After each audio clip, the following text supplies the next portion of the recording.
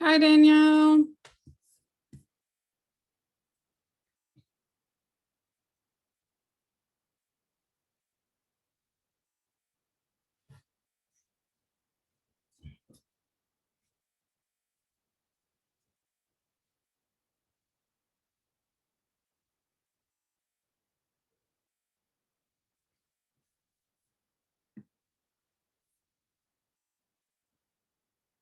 Hi, Natalie.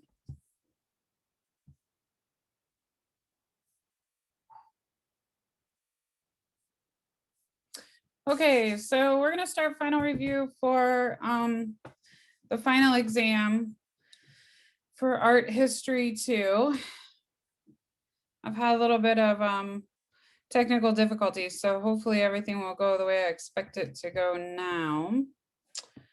The exam's going to open on Blackboard for Columbus State on Monday.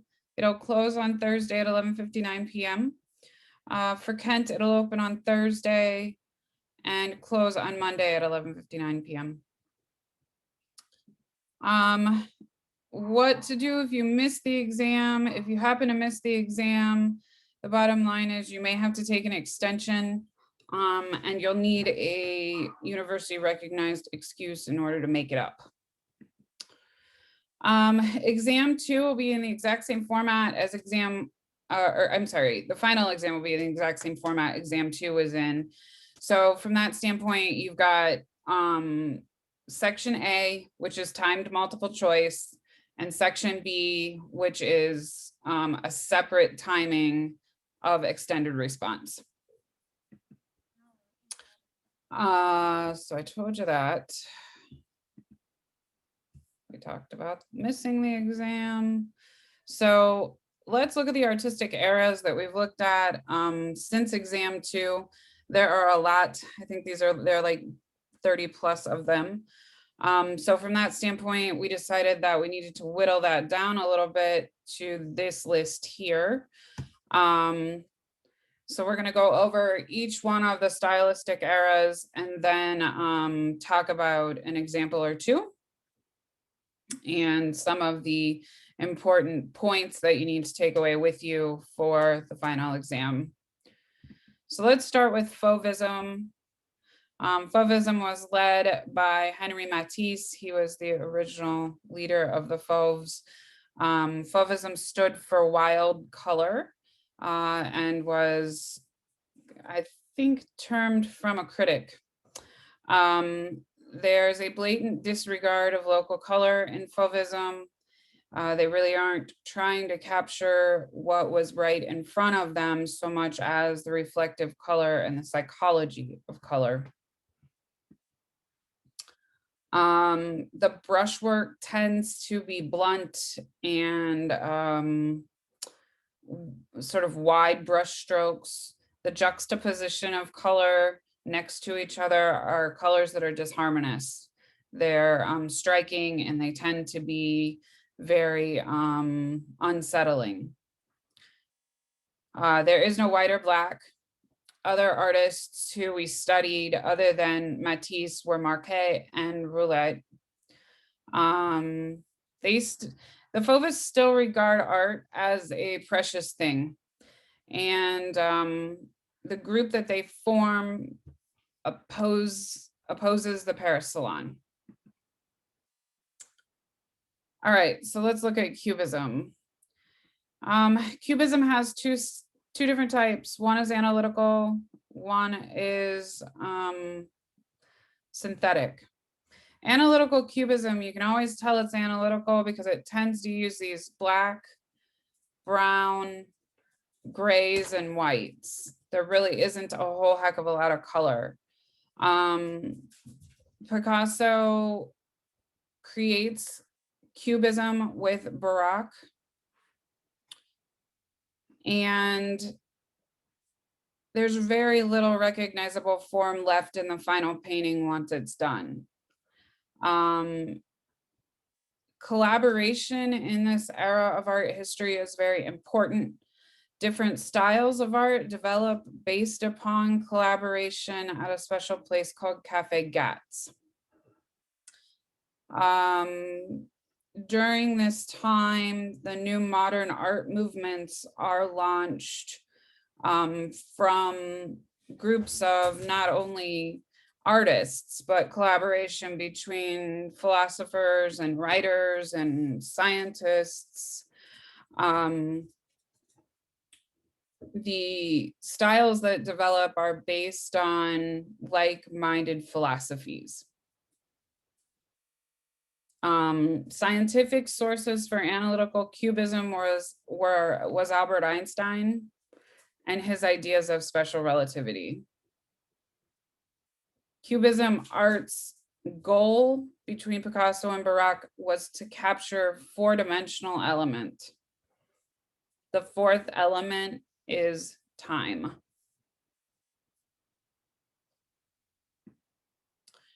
This is synthetic cubism. It looks very different from analytical cubism. It's not quite so monotone. It doesn't have all of the black, white, and brown.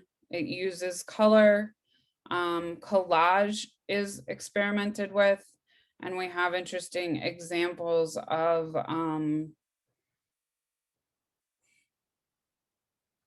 different perspectives.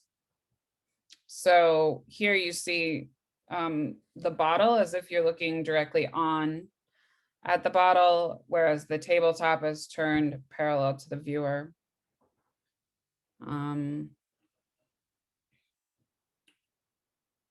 Baroque also helps to pioneer this part of the movement. Synthetic cubism is seen as a way to express a new approach. It is revolutionary because there are new artistic materials that are being used. And there are materials that have never been used before. Nobody's ever used wallpaper or cardboard to create a painting. Picasso will use charcoal and all kinds of different medias to create synthetic works of art. So here's the summary of Cubism from more of a written perspective in terms of the chart that I tend to work from. So you can look at it and see the information sort of sorted for you. Analytical cubism, you're looking at those individual planes of an object, and often creating very little recognizable form within the painting. Colors often monotone, black, white, and tan.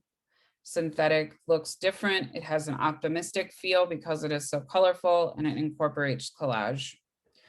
Other artists who we studied within the Cubist movement were Duchamp. Duchamp straddles Cubism and Dada.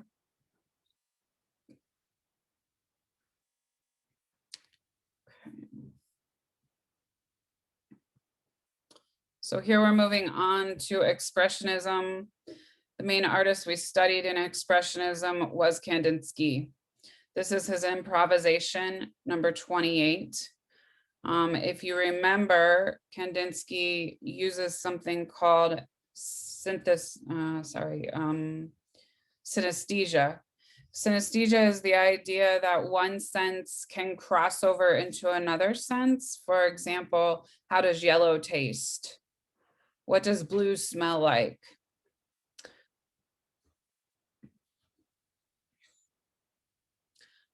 We also study an expressionism, German expressionism, that is fairly prominent.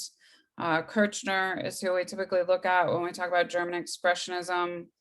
Expressionism comes from the ideas of a utopian idealism. They think that they can influence society through art. The expressionists want a return to the sense of community that they think technology has isolated people from. They have this outlook that technology is not a positive thing, it is a negative thing, and that it is basically poisoning society. The first nudist camps come from this particular movement.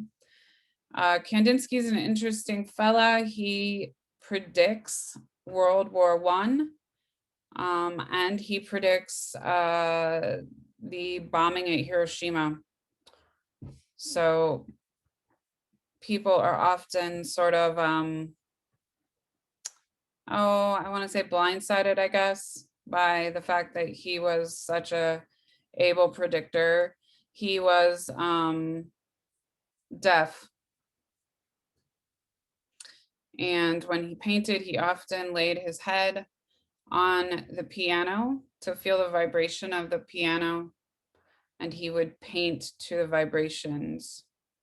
Expressionists felt that you really could not experience their art without, you couldn't experience their art in the present. You had to be, it was only experienced fully through the subconscious level. Dadaism is the next movement that you'll need to know.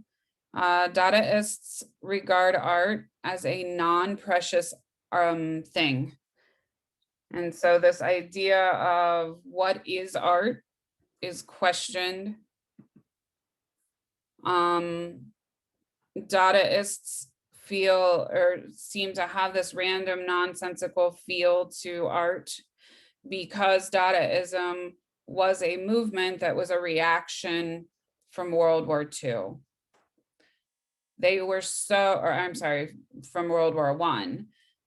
They were so shaken by the idea that war, or by the tragedy of war, that they feel that they need to respond. And the response is that the only thing that they can do is respond in a nonsensical manner, because there is no logic, they feel, to war. They felt that mechanization takes over values, and Dadaism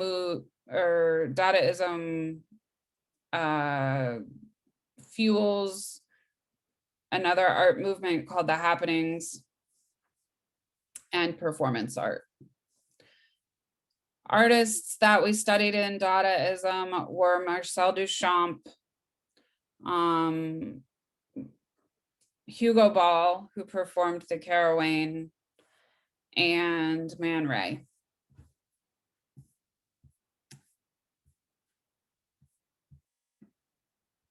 Surrealism is the other one of those famous movements that we study.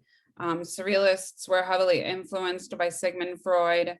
And as you know, Sigmund Freud often focused on the primal instincts of humanity's psychology. And so a lot of the art that we see that comes out of surrealism is about sexual nature. This one is by Giacometti, I believe, and you see the ball that sort of cradles over top of the banana, definitely has a sexual connotation to it.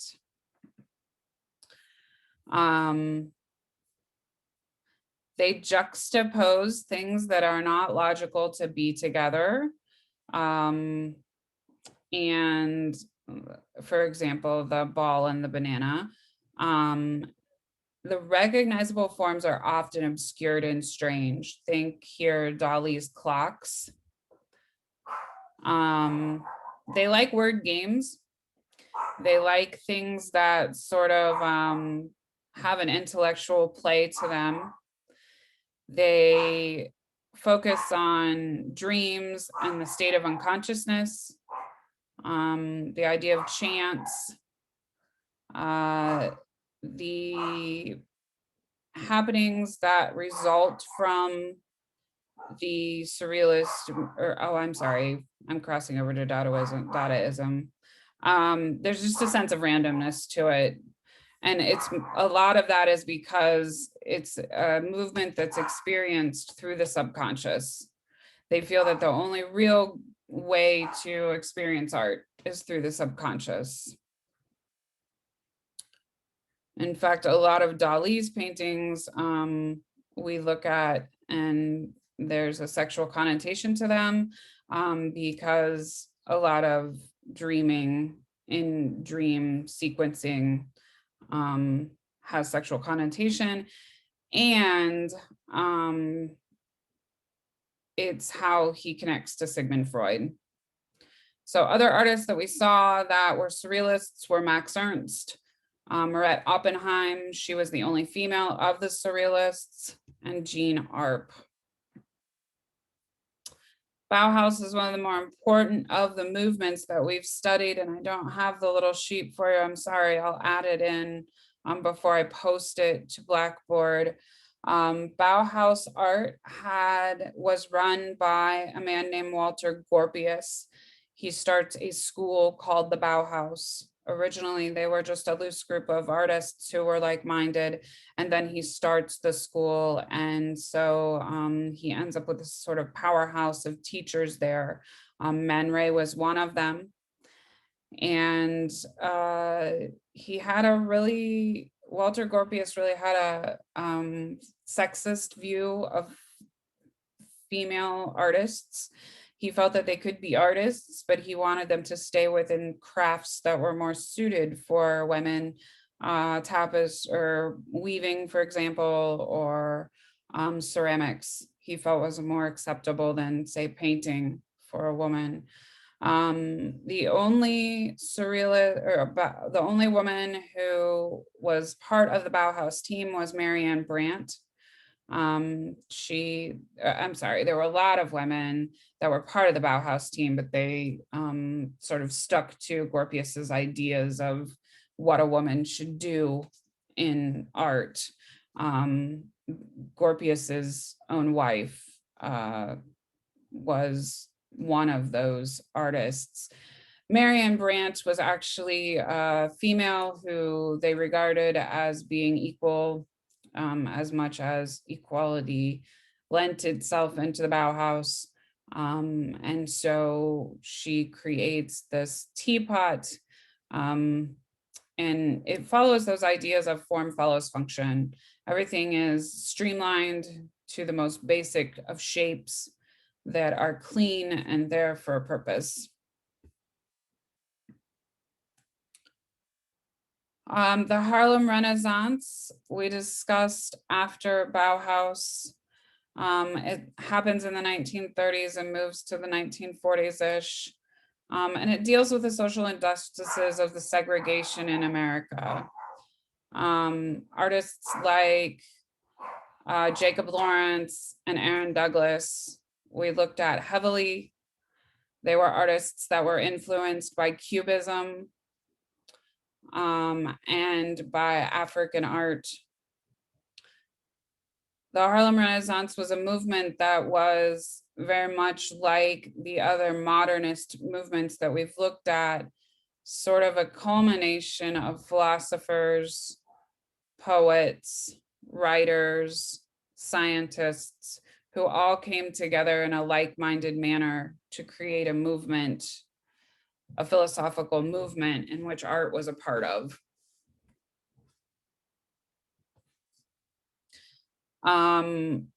In the Harlem Renaissance art, we tend to see flatter looking figures. A lot of Jacob Lawrence's work seems to feel as if it's been carved out of a piece of wood. It hasn't, it's a painting usually, but he sort of follows that technique. The spatial depth in the works of art tend to be somewhat skewed. As you can see in this example here by Aaron Douglas, images that pop forward are images that are closest to you in the picture plane, and he does this with an overlapping technique. The silhouette is highly relied upon, meaning the outline of the form of the image.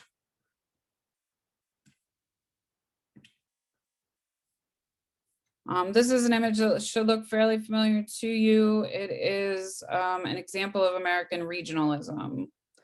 American regionalism was a movement that was sort of spurred by the Great Depression. It was supported by the Works Progress Administration, in which the National Endowment for the Arts comes out of funding, trying to get artists back to work. Dorothea Lange is probably one of the most famous of the photographers that photographed during American regionalism time. There were other heavy hitters in terms of photography as well. But we also had sort of a different feel to painting. Most of the subject matter still showcased the plight of the American Depression, and it focused on depictions of Middle America. Here you see Grant Wood's American Gothic from the 1930s. And artists that we studied were Grant Wood, Andre Benton, and Dorothea Lange. American regionalism as an art form was a rejection of the ideas of totalitarianism.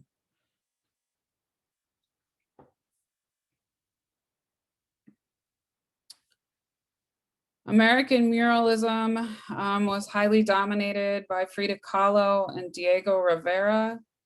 Rivera's work centered around the revolution that happened in Mexico in the late 30s to mid 1940s. Frida Kahlo is sort of a loose goose in the world of art history. Some art historians like to classify her as a surrealist. I highly disagree with that. All of her paintings were paintings that were about her life and the way that she felt in life.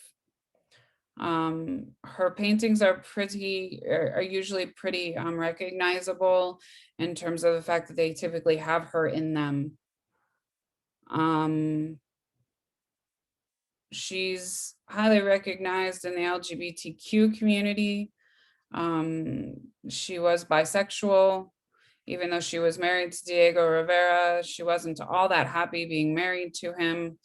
Eventually, they lived in separate houses, but stayed married. Okay, so moving on in the timeline to mid-century modernism. Mid-century modernism art tends to be somewhat abstract in nature, meaning that it's sort of pared down to its most basic shapes and forms. There is a sense of simplicity to mid-century modern art.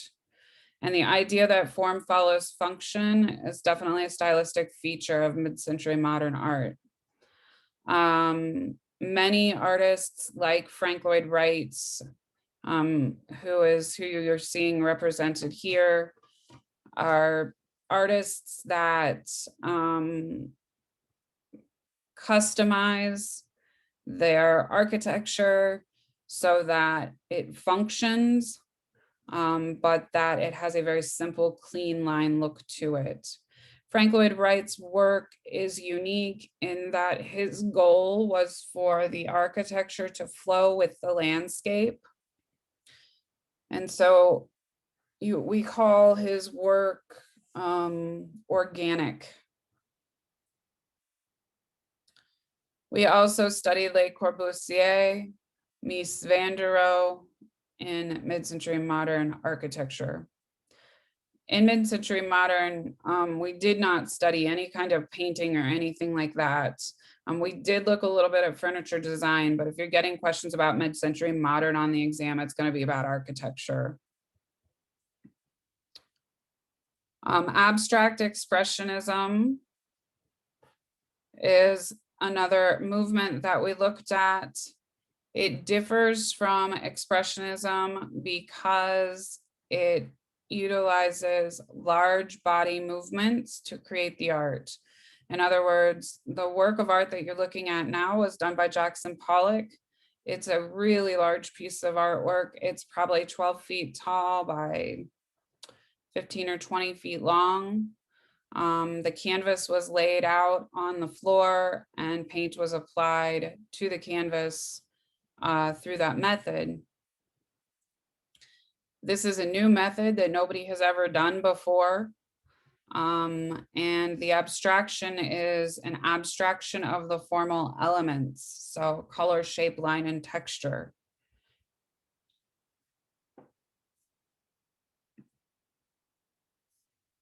Color field painting was a division of abstract expressionism.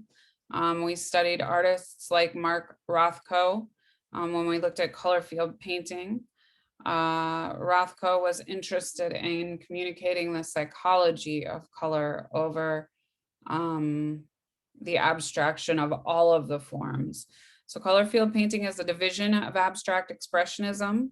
It's chromatic abstraction. It isolates the color and abstracts the color.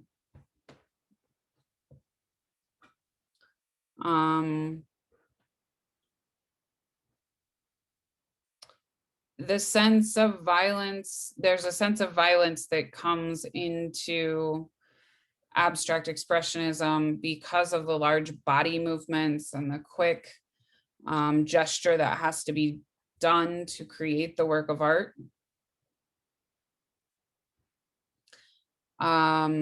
Typically, you find in abstract expressionism that geometric forms have a modular sequence. In other words, it's predictable when the next, like if you've got orange paint, it's predictable when each plop of orange is going to come onto the canvas. That's something that's been studied greatly in abstract expressionism art. And it's important because scientists have been long fascinated with how the abstract expressionism works. We looked at artists. Yep.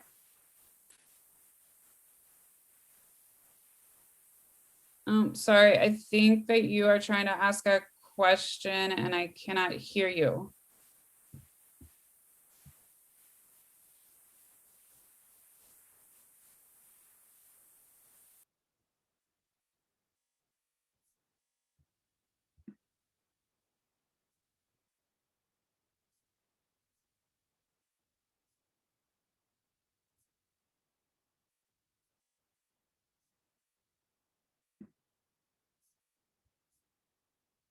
Did you have a question, Natalie?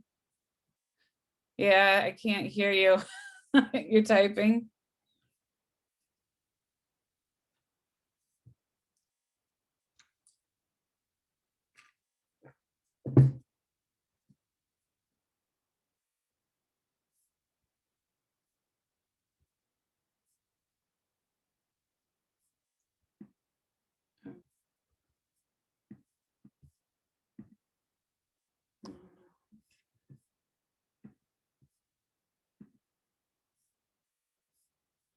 Can you unmute, Natalie?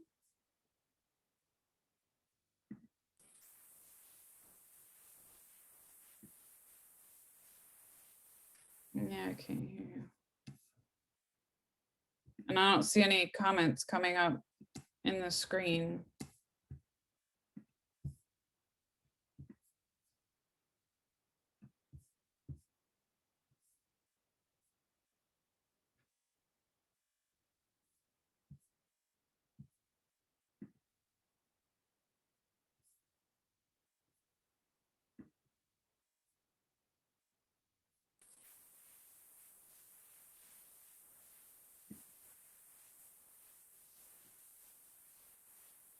Ah, okay.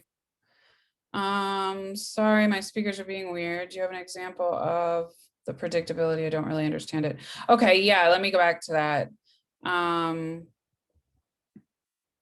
Here. So mathematicians like to study Jackson Pollock work.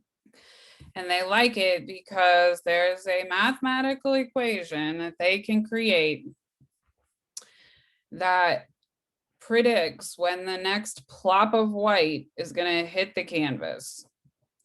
So if you mathematically start calculating when Pollock starts putting the white on the canvas, there's some sort of mathematical equation that represents how the white hits the canvas, which I know seems a little strange, but fascinating ideal system that then extends over to color field painting, because you get these very rectangular, predictable shapes, as opposed to, like, if you're thinking about the abstract or the expressionists, their works were more, they were less regulated in terms of shape. They were less, the expressionists had more organic shapes. So here.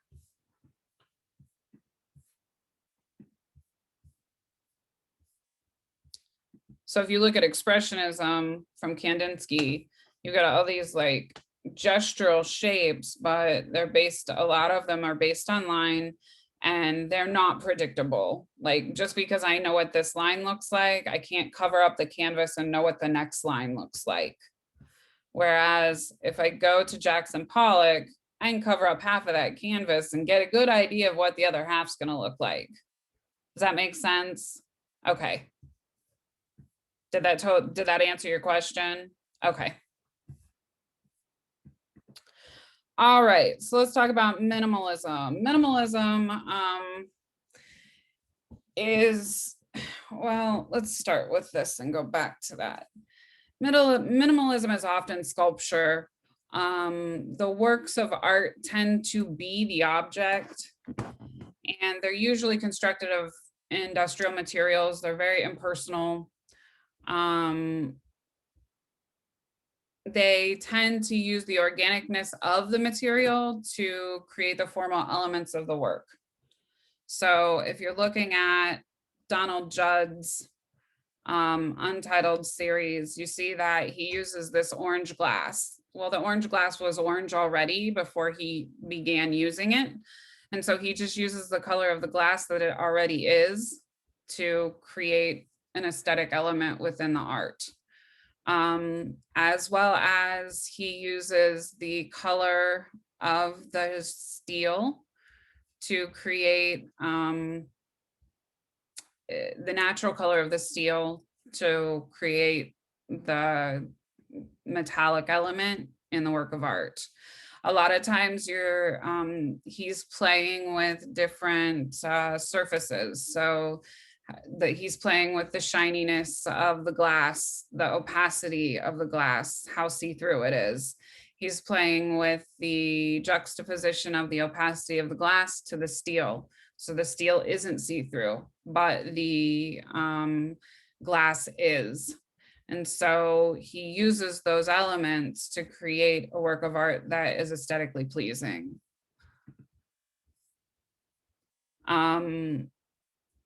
Minimalism tends to bring up issues within public art. It brings up the ideas of what are the rights and responsibilities in public art? What's the purpose of public art? We'll talk a little bit more about that when we look at Richard Serra's Tilted Arc. Minimalism is a reaction to abstract expressionism. It was sort of an effort to get past the emotional messiness and chaos that was sort of brought about by abstract expressionism.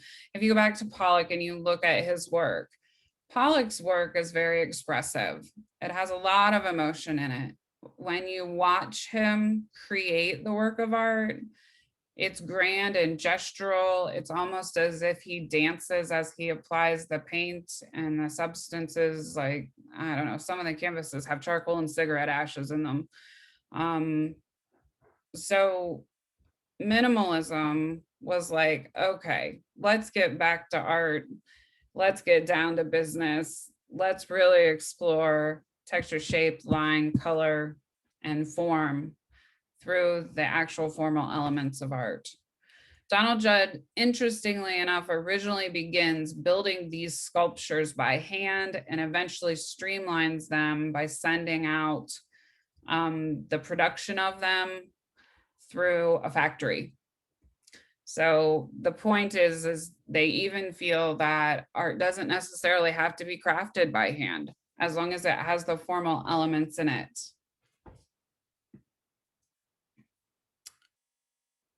Okay, any questions about minimalism? Okay. Assemblage is a movement that we looked at. We did not look at a whole lot of assemblage art. Robert Rauschenberg is the one that we look at mostly. Assemblage is a type of art in which it's inherently mixed media. That's the idea behind it. You take a bunch of different objects and you put them together and create a work of art. So the work of art that you're looking here that Robert Rauschenberg has created has a big dead vulture in the middle of it. It has paint. It's on a canvas. It has charcoal. It has all kinds of different medias in it. And it was sort of an attempt to use what was already there to create a work of art by arranging things in a way that somebody had never thought of before. Because we didn't look at that much assemblage, it might be touched on in the exam, but it's not going to be a major part of it. All right, so we talk about pop art from the 1960s. The person we always think of when it comes to pop art is Andy Warhol. Andy Warhol is the sort of leader of the pop art movement. We consider him to be the father of graphic design. We also consider him to be the main artist that poses the question, what makes art art? Pop art is a reaction to the mass production of consumerism in America. It's a reaction that somewhat gives a nod to the consumerism, or it uses the consumerism as a basis. For example, this Brillo box that Andy Warhol has created, it is an exact replica of the Brillo soap pads that were mass produced and marketed in the store. He takes the box and decides that he's just going to reproduce that box. It is why he's considered the father of graphic design, because he puts a label on art that says anything that's created is considered art. So he's sort of asking you, well, is the guy that designed the Brillo soap pad box an artist? I think that my students who are advertising and graphic design majors would argue with you, absolutely. Somebody had to have designed the type, somebody had to have designed the layout, and that's Andy Warhol's point. We get sculpture in pop art. Klaus Oldenburg is who we studied mostly, that creates sculpture. We also see other artists like Lichtenstein in pop art. We looked at modern photography, post-war photography. So in the very beginning, we looked at daguerreotypes and art of the Civil War, or photography of the Civil War that was staged. This is modern photography that moves way beyond the origins of photography into art. That's a reaction to Stieglitz. That is a reaction to Weston. So, or I'm sorry, a reaction to Dorothea Lange. So there are really two approaches in modern photography that we looked at. We looked at the abstraction approach, in which Stieglitz would take an image of like a cactus and sort of focus close up on it in black and white photography and create a work of art from that image. Sometimes I always say about Stieglitz, he's the only person I've ever, or only artist I've ever known to be able to make a green pepper look sexy. He's able to capture the nuances of the organicness in the photography. That is completely opposite of photojournalist styling. Photojournalist styling is a capturing of exactly what's in front of you, maybe in a little bit of a romanticized way. Artists that we studied that were modern photographers, Diane Arbus was one of the prominent ones that we studied. I think I would just know Arbus for the test. Another movement that we looked at was feminism. Feminism is a movement that is a reaction to the marginalization of women in a patriarchal society. It looks at the idea of privilege, in this case, male privilege. Feminism did not stick solely to privilege of gender. It also explored racial privilege, economic privilege, things like that. Judy Chicago, Barbara Kruger, Cindy Sherman are all artists that we looked at in the feminist period. As far as the artwork goes, it is very distinct between each artist. So when you look at Barbara Kruger's work is very distinctly her style. Judy Chicago's is very distinctly her style. And so I can't really give you a set of parameters of, if I'm looking at feminist art, this is what feminist art looks like. However, it always has a sense of message to it about feminism. For example, in Judy Chicago's dinner party, the plates are all shaped like vaginas. Oh, one that I forgot to mention was Anna Mandita. Feminist art is often aimed at a larger audience. Typically it's there to send a message to the whole of society instead of just an individualized person. And it has a persuasive message about the role of women in society. So I promised that we would get back to that comment I made that minimalism tends to beg the question of what is the responsibility of the artist to the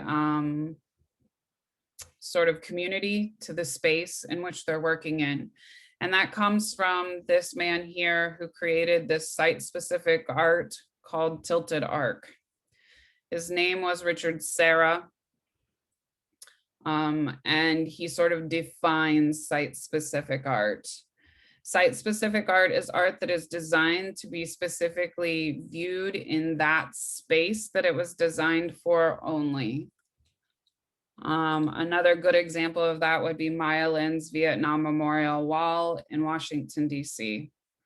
It is a work of art that was designed specifically for that space.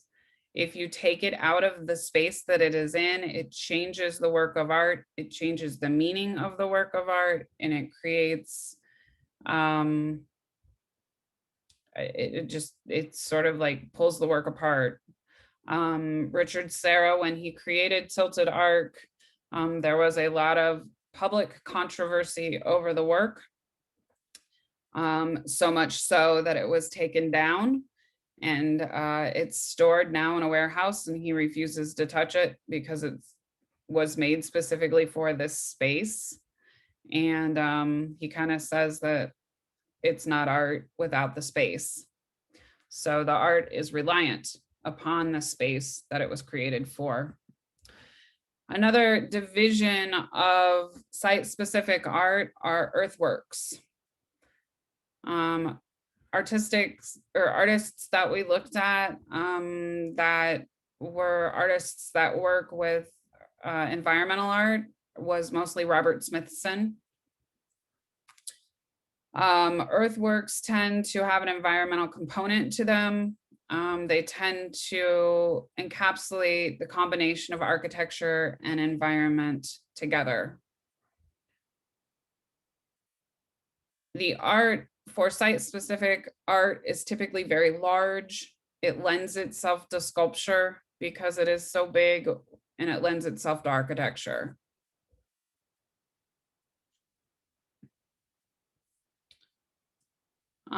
Performance art we looked at. If you remember, performance art is born out of the happenings that come from Dadaism. This is Alan Capro's yard. And Alan Capro was one of those performance artists that we talked about. Typically, performance art is one in which someone is producing an action and filming that action or taking live pictures of the action that's being done to create the art. In this example, Alan Capro takes a bunch of old tires and puts them behind an art gallery that's having a highfalutin high society show. He asks the attendees to walk over top of the tires, and as he films them walking over the top of the tires. There's an interesting element because most people, when they go to an art show, especially in New York City, are all dressed up in good clothes and high heels. And that was the case. They had to climb over the tires to get to see the art. He films it. He runs a noise reel in the background of the tires being created. And so the elements come together to equal one work of art. Performance art is born out of abstract expressionism. It argues that the artistic process is just as important as the final product. It replaces traditional artistic materials with body movements. It invades the user's space. So just like I just explained with Alan Capro, you're invading the user's space. Sometimes they do it intellectually, sometimes they just do it physically, but it sort of makes the art come into the viewer's world. It can be radical and somewhat assaultive. If you can think of it being assaultive in the way that these attendees were going to this art show and they were all dressed up and ended up having to deal with all the tires. Most performance artists feel that this type of art only truly exists in the moment that it's being done. That you can take pictures of it, you can film it, but the art itself is in that moment in which whatever it was that they wanted to be performed is being performed. Capro, Ives Klein, Japanese Gutai, all are artists that we looked at in performance art. Joseph Bouyes, we looked at him heavily. He sort of straddles the world of performance and conceptual. All right, give me 1 second. I'm going to go shut the doors so you don't have to listen to my Chihuahua bark.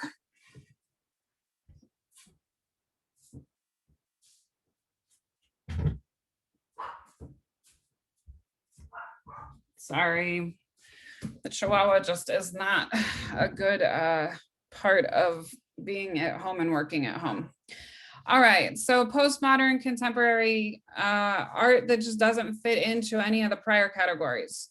So I will tell you that the test is somewhat heavy on the postmodern contemporary, primarily because all of the things that we've studied sort of culminate in them.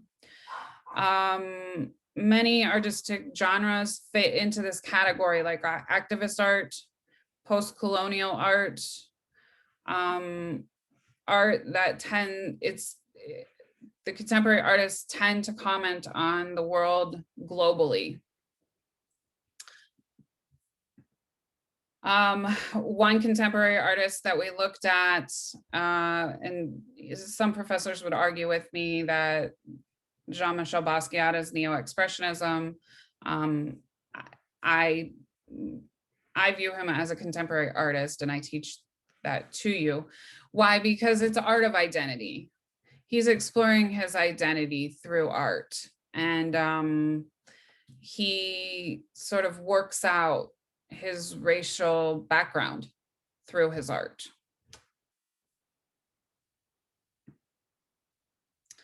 All right, so it's your turn. I want you to try telling me what era of art history this particular work of art belongs to.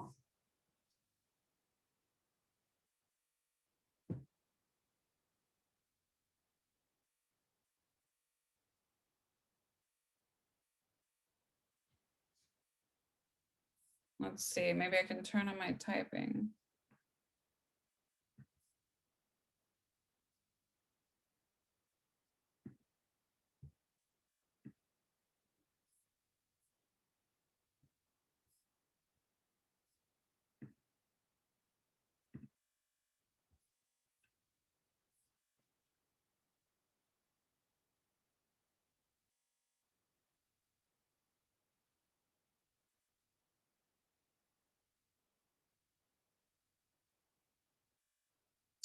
All right, so this is pop art.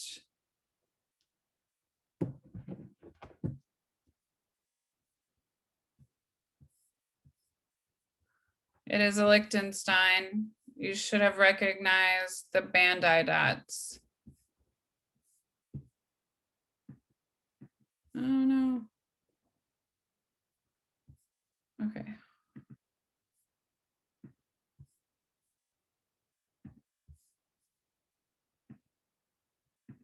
And the next slide tells you it's a Liechtenstein.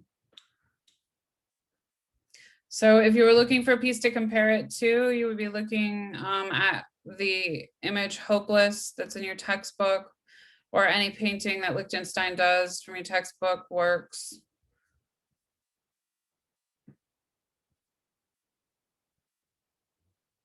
This is kind of moot because you can see in the reel the answers. This is, anybody got a, well, is this synthetic or analytical? What do you think?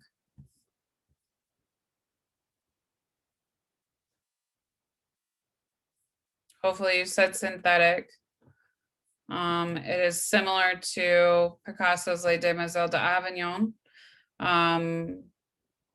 If you were to make a case that Les Demoiselles d'Avignon was actually analytical cubism, I would listen to you. We would have to discuss it.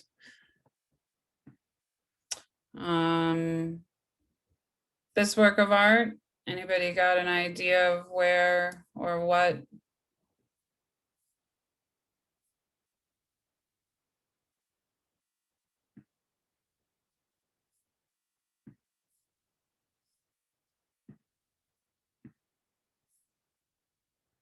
All right, this is surrealism, biomorphic surrealism. So you're going to want to know what biomorphic surrealism is.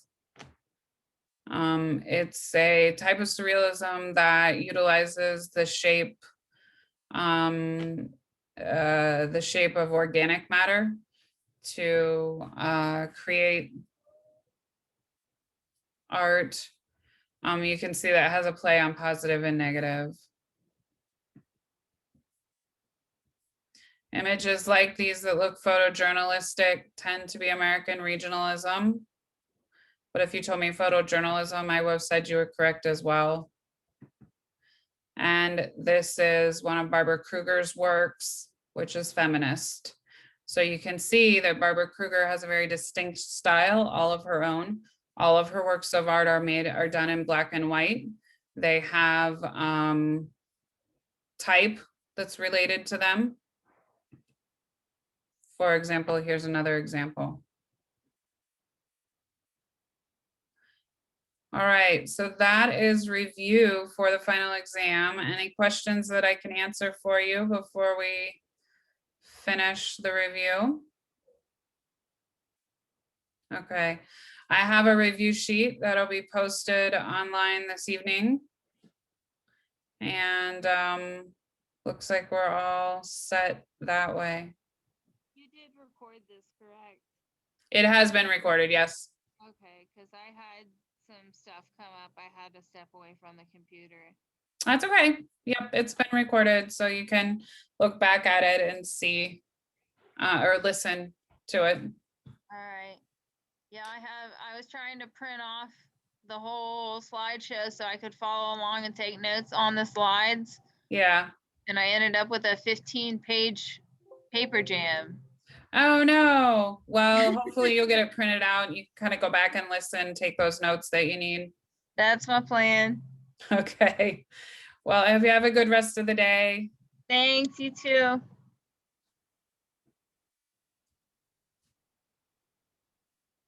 All right, Natalie, I'm gonna say goodbye now.